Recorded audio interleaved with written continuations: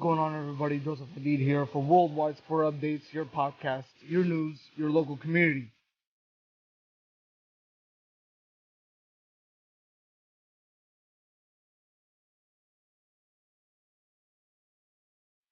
Hello, everyone. Joseph Hadid here for Worldwide Sport Updates on your Friday morning. Hopefully, everybody had a great week. And let's recap the long week that just transpired and occurred. First off, let's start off with some college basketball news.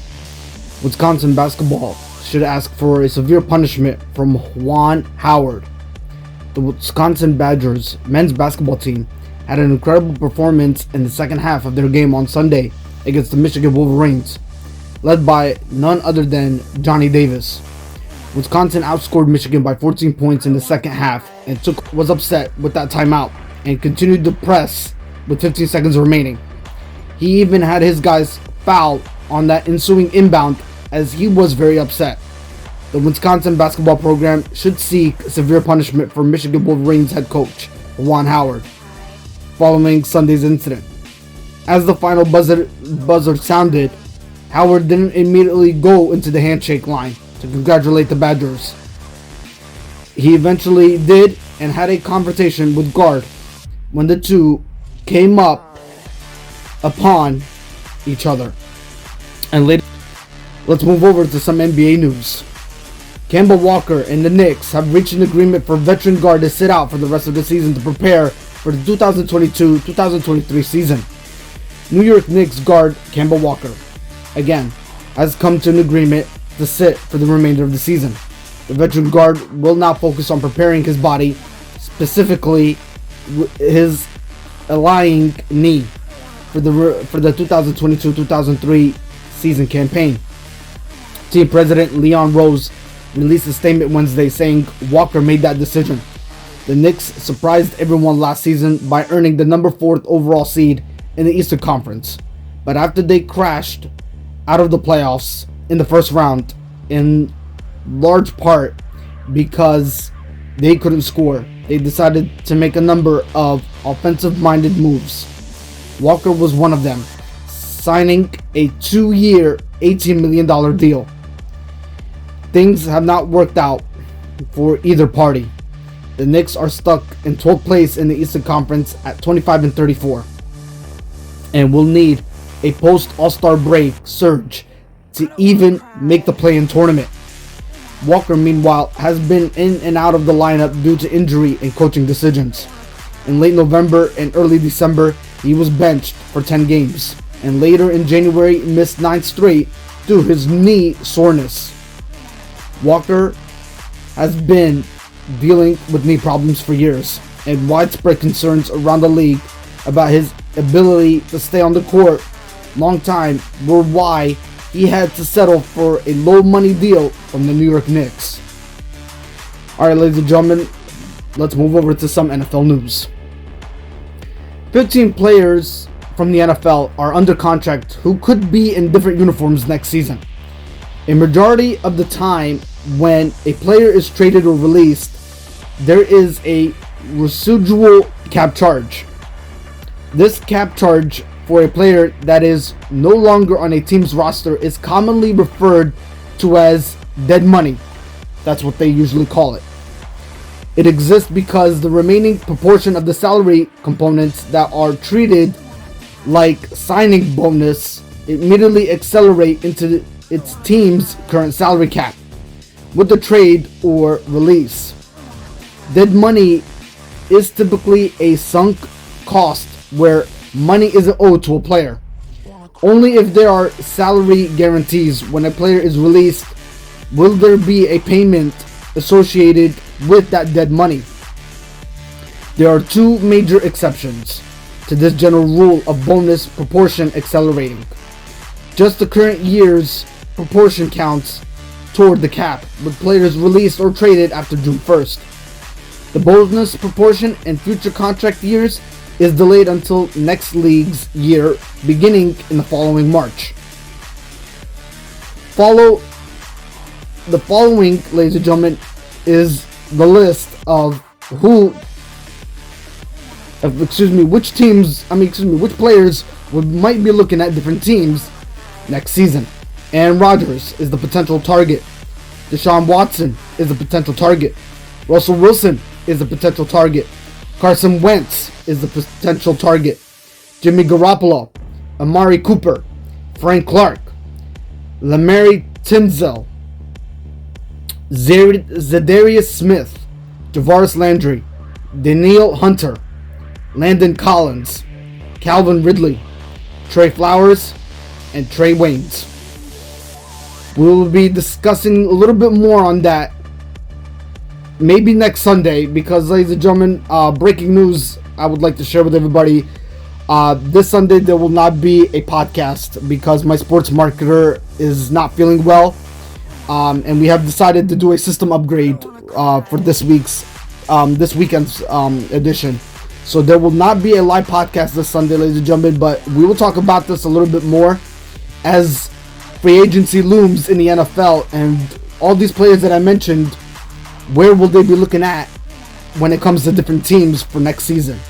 So join us again next Sunday to talk about this, as we hear the latest on Aaron Rodgers, Deshaun Watson, Russell Wilson, Carson Wentz, Jimmy Garoppolo, Amari Cooper, Frank Clark, Lamari Tinzel, Zadarius Smith, Javaris Landry, Danielle Hunter, Landon Collins, Calvin Ridley, Trey Flowers, and Trey Waynes. Let's move over to some Major League Baseball news. Major League Baseball informs Major League Baseball Players Association that if there is no deal by Monday, the regular season will be in jeopardy, folks. Major League Baseball informed the Players Union Wednesday that if there is no labor agreement reached by February 28, the regular season will be officially delayed and players will forfeit their salary for every missed game. A deadline is a deadline, and Major League Baseball officials said after their third day of negotiations, missed games are missed games. Salary will not be paid for those games.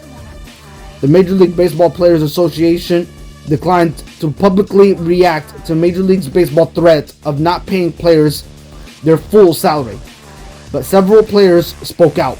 Players would lose about $20.5 million each day the season is delayed.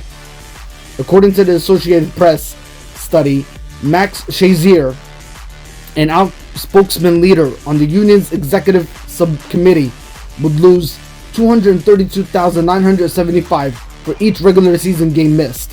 Major League Baseball's announcement came in light of reports that the February 28th date was only a soft deadline, and if the season was pushed back, games could still be made up with 7-inning doubleheaders, or probably a short season instead of a 162-game regular season. Ladies and gentlemen, according to Robert Medford, the meeting again will continue between MLB and MLBPA come Friday, February 25th. So we'll see Friday afternoon what kind of agreement they're gonna reach upon.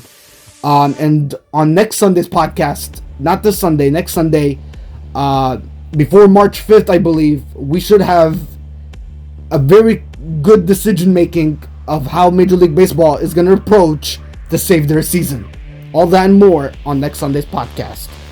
Alright, let's move over to some NHL news. NHL opts not to penalize Nathan MacKinnon for slashing official. MacKinnon lost the draw to Thomas Nozick and absorbed a forearm shiver from the Bruins forward to the back of the head. MacKinnon responded with a two-hand chop that made contact with linesman Michael Cormier. The play occurred directly after the Bruins' fifth goal of the game against the Avalanche. The NHL hockey operations said this in a statement: "The safety of our on-ice officials is, and always has been, of paramount importance to us. In this regard, we have always exercised a zero-tolerance policy when it comes to any form of abuse of our officials. Last night, one of our officials was struck by a player with his stick immediately after a face-off. We immediately investigated the incident and having conferred with the on-ice officiating crew and the NHL Officials Association, it has been determined that the players intention was not to strike the official, but rather to initiate contact with the opposing player. Given this conclusion, it has been determined that no further discipline is necessary. This decision should in no way be seen as a diminution of our steadfast conviction to protect our officials. And that's all for this week, ladies and gentlemen. I will see you on next Sunday's podcast live for a 4-hour show and everything that we covered this week. Until then, ladies and gentlemen, move over to our YouTube channel to miss any videos that you've missed and subscribe to your sports news each and every week as we are recording or live on the air. Worldwide Sport Updates, ladies and gentlemen, for all the updates that you would like to know right at your local community and neighborhood and all over the world nonetheless. This is Joseph Hadid for Worldwide Sport Updates, your podcast, your news, your local community. Have a safe and great weekend, ladies and gentlemen. There will no be live podcast this upcoming weekend because my sports marketer is not feeling well, and we have a system upgrade that needs to be a little bit addressed this upcoming weekend. But we will see you next Sunday, definitely, for a 4-hour show to cover the latest on everything that needs to be covered. Until then, have a safe, great weekend. I'll talk to you guys soon. Bye-bye.